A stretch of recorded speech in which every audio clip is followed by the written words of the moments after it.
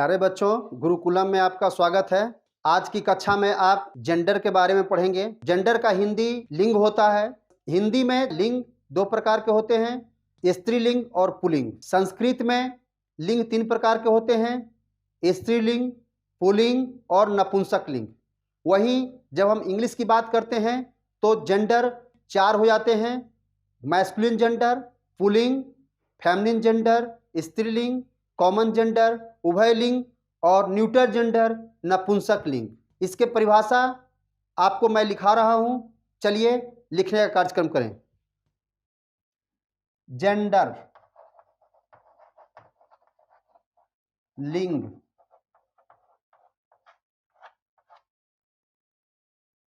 संज्ञा के जाति को बतलाने वाले रूप को, संज्ञा के जाति को बतलाने वाला रूप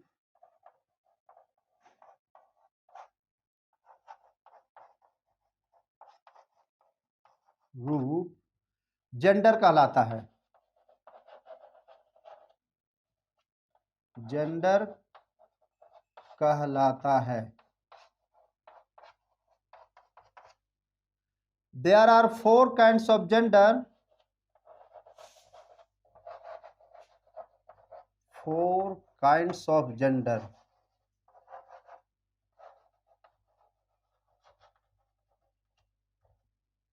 Number one, masculine gender.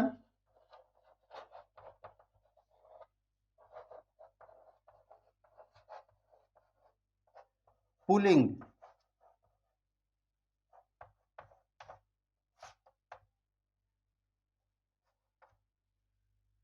Pulling किसे कहते हैं?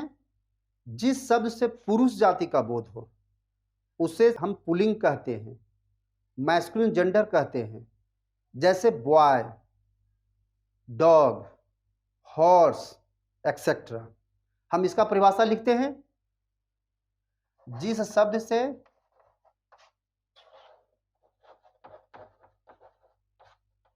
पुरुष जाति का बोध हो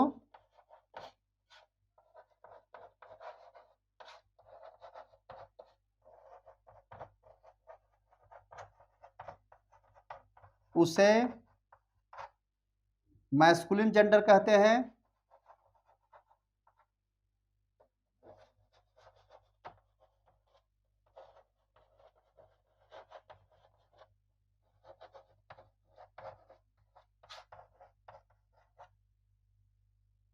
एज डॉग, हॉर्स एक्सेट्रा।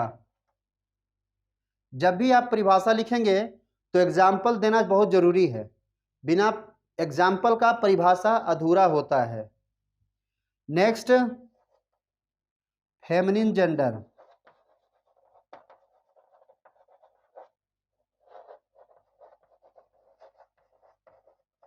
स्त्रीलिंग।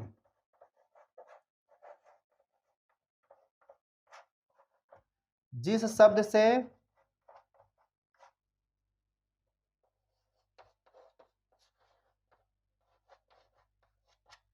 स्त्री जाति का बोध हो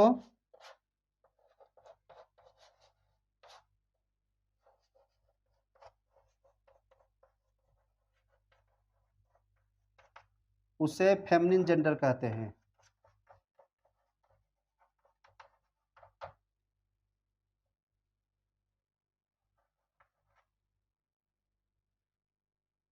जेंडर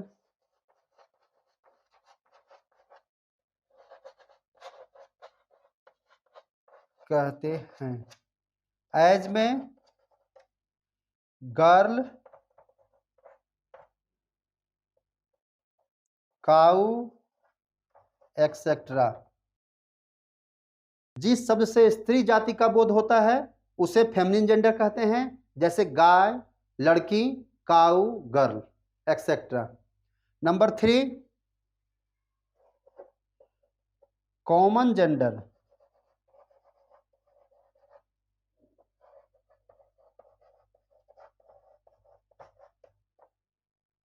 उभय लिंग।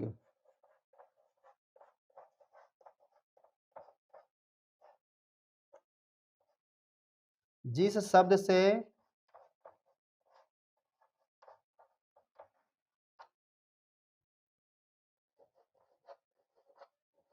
स्त्री पुरुष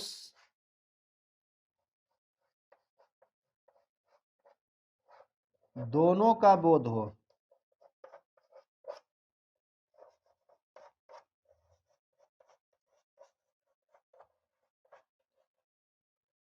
उसे कॉमन जेंडर कहते हैं।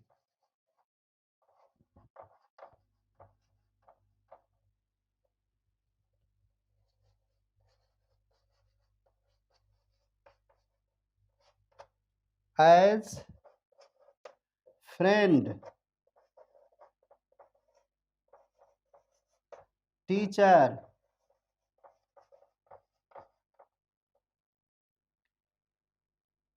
इंग्लिश में कुछ ऐसे शब्द हैं जिससे स्त्री और पुरुष दोनों के लिए प्रयोग किया जाता है, जैसे टीचर, शिक्षक और शिक्षिका। हिंदी में तो शिक्षक और शिक्षिका लिखते हैं, लेकिन उसका इंग्लिश दोनों का एक होता है, टीचर। पुरुष मित्र, स्त्री मित्र, दोनों का इंग्लिश होता है फ्रेंड। इस तरह से फ्रेंड, टीचर, प्रिंसिपल, ये सारे जो है स्त्री और पुरुष दोनों का बोध कराते हैं, इसलिए इसे कॉमन जेंडर कहते हैं। इसे आप समझ गए। Number 4, neuter gender.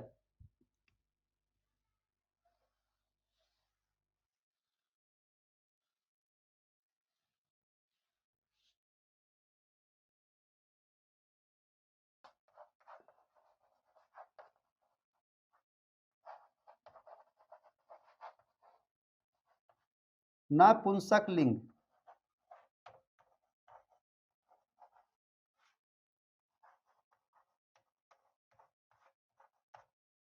जिस शब्द से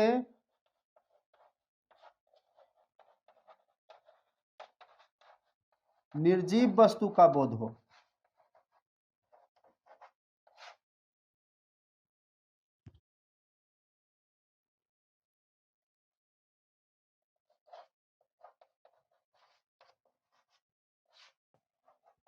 वस्तु का बोध हो,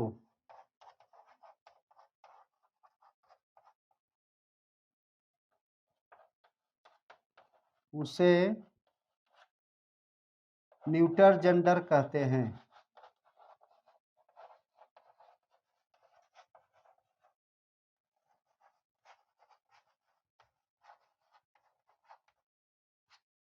एज पेन, बुक, एक्सेट्रा। आज के दिन में जितना लिखाया गया है उसमें 4-5 वर्ड मीनिंग हो गए, जैसे न्यूटर जेंडर, नपुंसक लिंग, मैस्कुलिन जेंडर, पुल्लिंग। तो इसका स्पेलिंग और हिंदी दोनों सही ढंग से आप याद करेंगे, परिभाषा भी याद करने की कोशिश करेंगे, ताकि आपको हमेशा के लिए जेंडर सही से समझ में आते रहे। अब ट्रांसलेशन की कड़ी में मैं आपको कैन, में का प्रयोग बताऊंगा।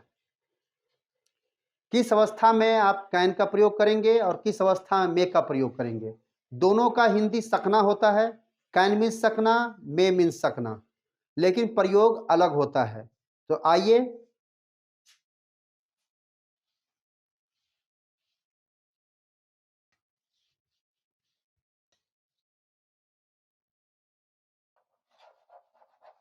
कैन सकना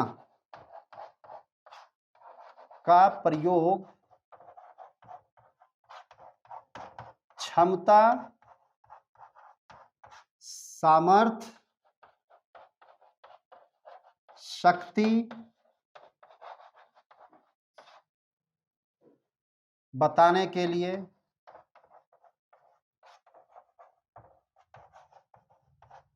किया जाता है।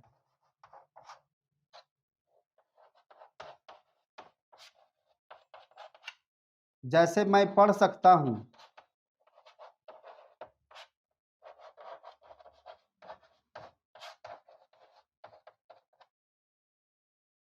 कैन का प्रयोग अपनी क्षमता, सामर्थ्य, कैपेबिलिटी को प्रदर्शित करने के लिए किया जाता है। यदि मैं पढ़ सकता हूँ वाक्य लिखा गया है तो इसका मतलब यह है कि मुझ में पढ़ने का गुण है। मैं किताब पढ़ सकता हूँ, मैं कहानी पढ़ सकता हूँ, मैं कविता पढ़ सकता हूँ, जो कुछ भी है पढ़ने का काम, उसका काम को मैं पूरा कर सकता हूँ, इसकी क्षमता मुझ में है, इसलिए इसमें कैन का प्रयोग किया जाएगा। तो इसका इंग्लिश होगा आई कैन रीड। जिस तरह से आप ट्रांजिशन में 1 का 4 बनाते हैं उसी तरह से इसका भी 1 का 4 बनाएंगे। इसका निगेटिव मैं नहीं पढ़ सकता हूं,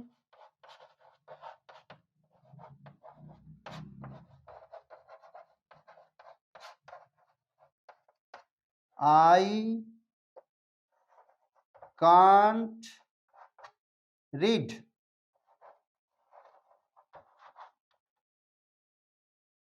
कैन नॉट को कांट कहते हैं। क्या मैं पढ़ सकता हूं?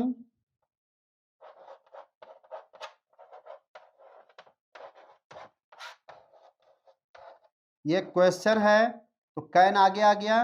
Can I read?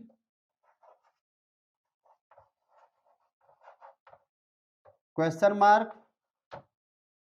क्या मैं नहीं पढ़ सकता हूं?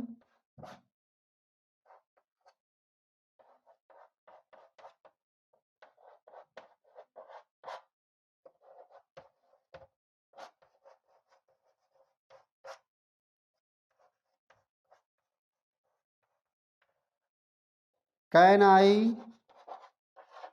Not read?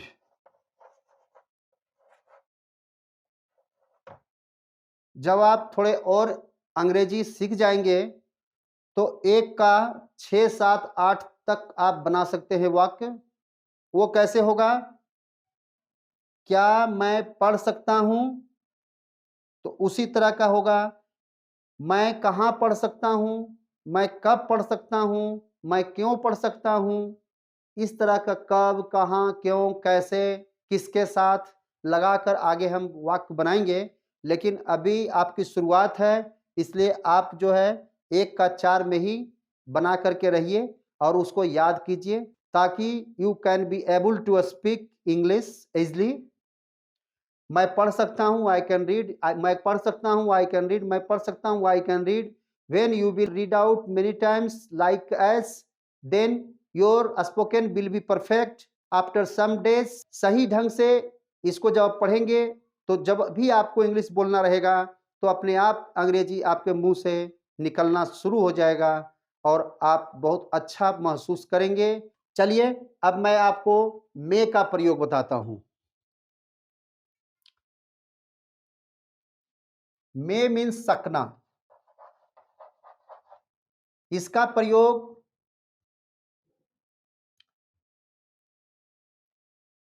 संभावना, संभावना,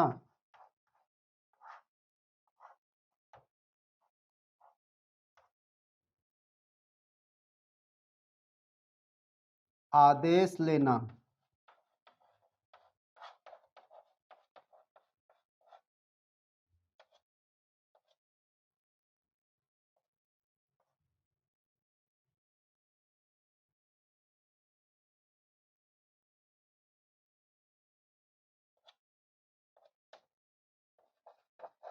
अनिश्चितता,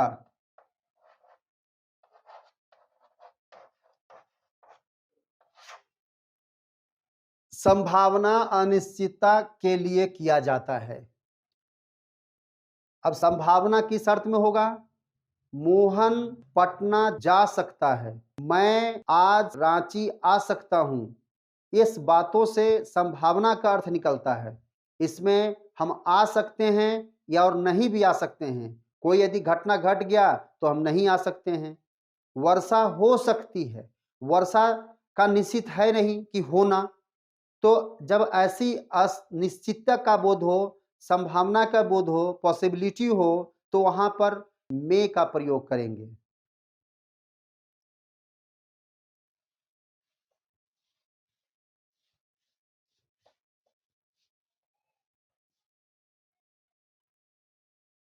मोहन रांची आ सकता है।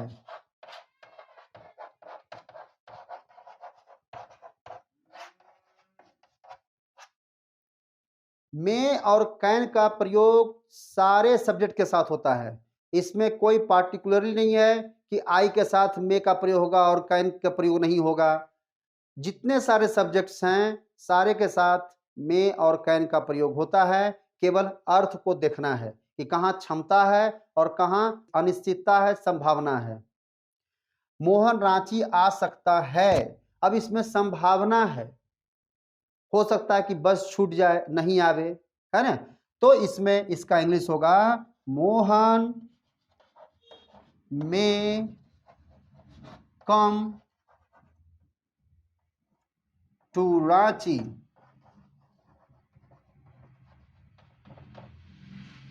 मोहन इसी का निगेटिव हो जाएगा, मोहन रांची नहीं आ सकता है।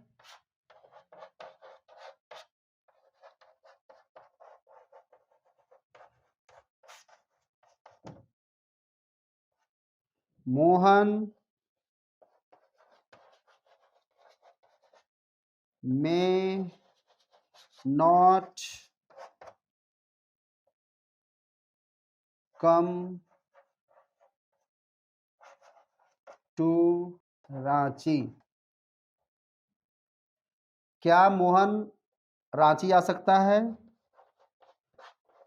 क्या मोहन रांची आ सकता है?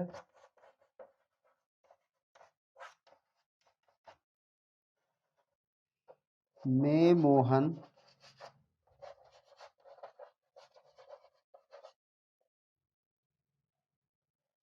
कम टू रांची। क्या मोहन रांची नहीं आ सकता है?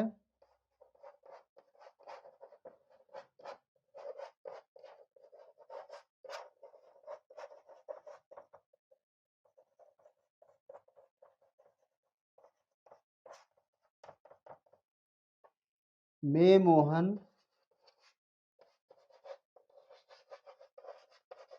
Not come to Ranchi.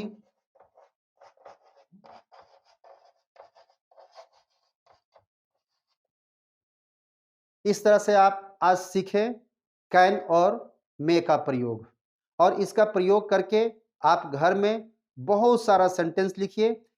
1 का 4 है तो आप 4 सेंटेंस लिख लीजिएगा तो 16 हो जाएगा। 5 सेंटेंस लिखिएगा 20 हो जाएगा।